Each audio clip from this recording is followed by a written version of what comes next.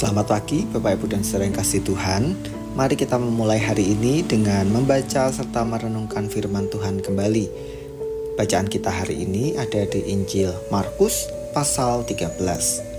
Ketika Yesus keluar dari bait Allah, seorang muridnya berkata kepadanya, "Guru, lihatlah betapa kokohnya batu-batu itu dan betapa megahnya gedung-gedung itu."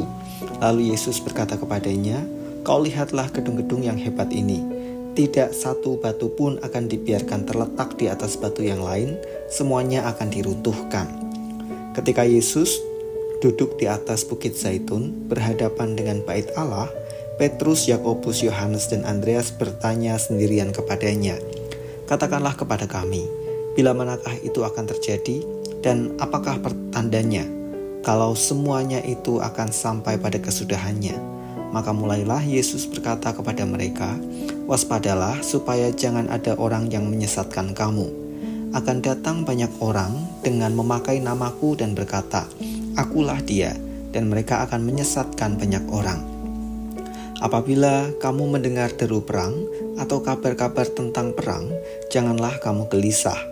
Semuanya itu harus terjadi, tetapi itu belum kesudahannya. Sebab bangsa akan bangkit melawan bangsa, dan kerajaan melawan kerajaan. Akan terjadi gempa bumi di berbagai tempat, dan akan ada kelaparan. Semua itu barulah permulaan penderitaan menjelang zaman baru. Tetapi kamu ini hati-hatilah. Kamu akan diserahkan kepada majelis agama, dan kamu akan dipukul di rumah ibadat, dan kamu akan dihadapkan ke muka penguasa-penguasa dan raja-raja karena aku sebagai kesaksian bagi mereka. Tetapi Injil harus diberitakan dahulu kepada semua bangsa. Dan jika kamu digiring dan diserahkan, janganlah kamu khawatir akan apa yang harus kamu katakan. Tetapi katakanlah apa yang dikaruniakan kepadamu pada saat itu juga. Sebab bukan kamu yang berkata-kata, melainkan Roh Kudus. Seorang saudara akan menyerahkan saudaranya untuk dibunuh, demikian juga seorang ayah terhadap anaknya. Dan anak-anak akan memberontak terhadap orang tuanya dan akan membunuh mereka. Kamu akan dibenci semua orang oleh karena namaku, tetapi orang yang bertahan sampai pada kesudahannya, ia akan selamat. Apabila kamu melihat pembinasa keji berdiri di tempat yang tidak sepatutnya, para pembaca hendaklah memperhatikannya, maka orang-orang yang di Yudea haruslah melarikan diri ke pegunungan. Orang yang sedang di peranginan di atas rumah, janganlah ia turun dan masuk untuk mengambil sesuatu dari rumahnya.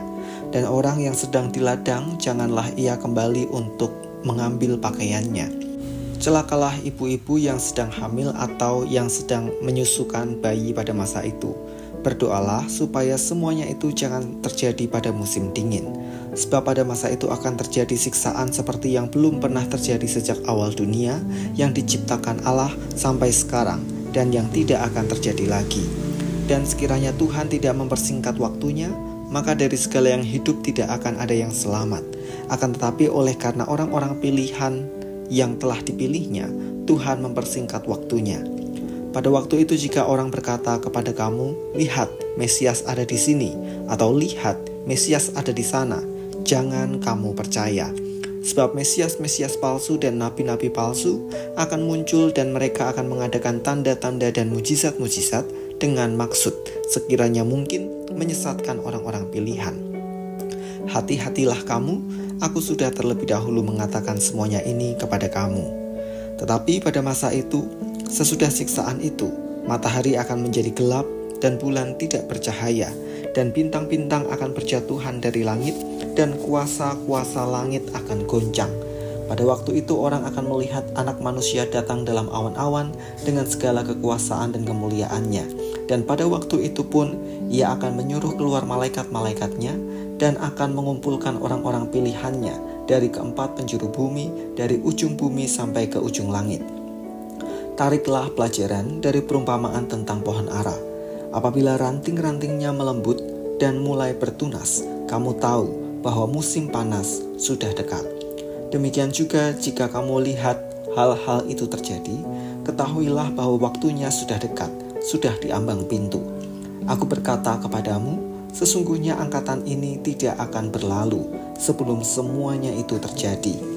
Langit dan bumi akan berlalu, tetapi perkataanku tidak akan berlalu. Tetapi tentang hari atau saat itu, tidak seorang pun yang tahu. Malaikat-malaikat di surga tidak, dan anak pun tidak, hanya Bapa saja. Hati-hatilah dan berjaga-jagalah, sebab kamu tidak tahu bila manakah waktunya tiba. Dan halnya sama seperti seorang yang bepergian, yang meninggalkan rumahnya dan menyerahkan tanggung jawab kepada hamba-hambanya, masing-masing dengan tugasnya, dan memerintahkan penunggu pintu supaya berjaga-jaga.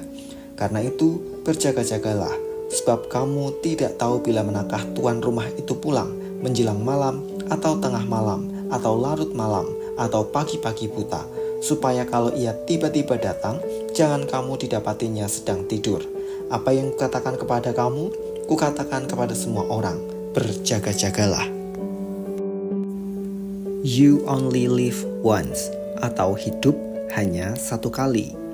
Kalimat ini menasihatkan bahwa kita perlu memanfaatkan hidup dengan baik karena banyak kesempatan yang tidak dapat terulang. Begitu kesempatan baik terlewatkan, maka pasti yang muncul adalah penyesatan. Bacaan kita hari ini tentang hari Tuhan. Percakapan Tuhan Yesus dengan para murid dimulai dari komentar tentang bait Allah yang megah. Tuhan Yesus menyatakan bahwa bait Allah akan hancur, dan itu terbukti di sekitar tahun 70.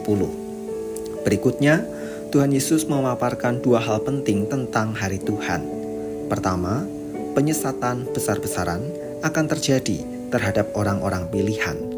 Pengajaran, mujizat, dan tanda-tanda palsu akan didemonstrasikan oleh Mesias palsu.